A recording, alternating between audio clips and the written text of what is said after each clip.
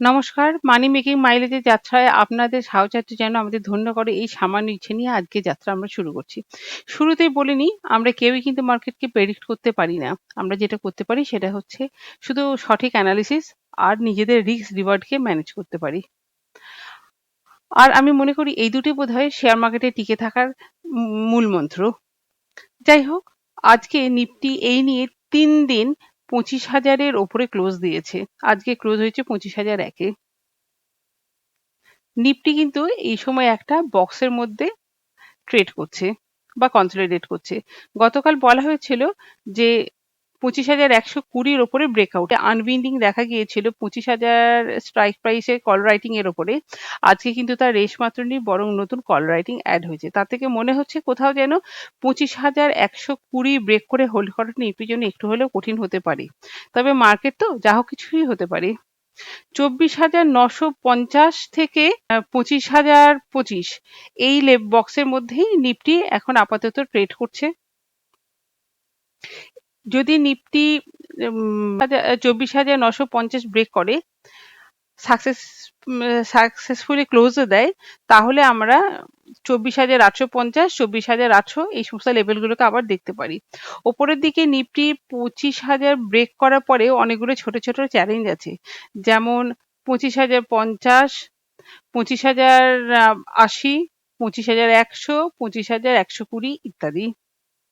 India ভিক্সও বেশ high, তাহলে আমরা ২৪,৮৫০ থেকে ৮০০-র মধ্যে বাই অ্যান্ড ডিপ করার চেষ্টা করব। আর ২৫,০৫০-এর ওপরে আমরা কল সাইডেও এন্ট্রি নিতে পারি, কিন্তু খুব ছোট স্টপ লসকে অবশ্যই মেনটেন করব। আর ২৫,১২০-র কাছাকাছি গেলে আমরা সেল অন রাইজও করতে পারি।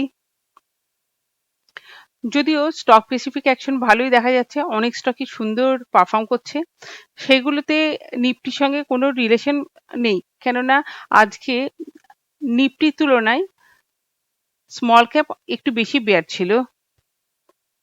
যাই হোক, কালকে আমাদের পিক ছিল ক্লিন সায়েন্স। আমাদের ক্লিন সায়েন্সে এন্ট্রি হয়নি, তো আমরা ক্লিন সায়েন্সে সেইভাবে কোনো কাজও করতে পারিনি। আমাদের নেক্সট পিক ছিল নাইকা। নাইকা স্টার্টিং এ প্রায় আমাদের টার্গেটের কাছাকাছি পৌঁছে গিয়েছিল, কিন্তু যাই হোক তারপরে আমরা আমাদের এন্ট্রিগুলো পাই। এবারে দেখা যাক নাইকা আমাদের কিরকম ভাবে প্রফিট দেয় নাকি স্টপ লস হিট করায়। যাই হোক, কাল পলিপ্লেক্সে আমরা কাজ করতে পারি। ১৩৯০ টার্গেটের জন্য ১৩৬০ থেকে ৭০ এই লেভেলে আমরা এন্ট্রি নেওয়ার চেষ্টা করব। স্টপ লস দেবো ১৩৫০-এর নিচে ক্লোজিং বেসিসে।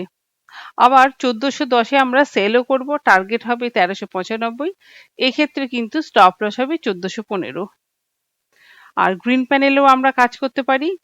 আমাদের ২৬৯ টার্গেটের জন্য ২৫৮ থেকে ৬০-এর মধ্যে আমরা এন্ট্রি নেব, স্টপ লস হবে ২৫৬। আমরা এই দুটোতে আজ কালকে আবার কাজ করে দেখি আমাদের কতটা কি প্রফিট লস হলো না হলো। যাই হোক, best of luck, thank you, good night.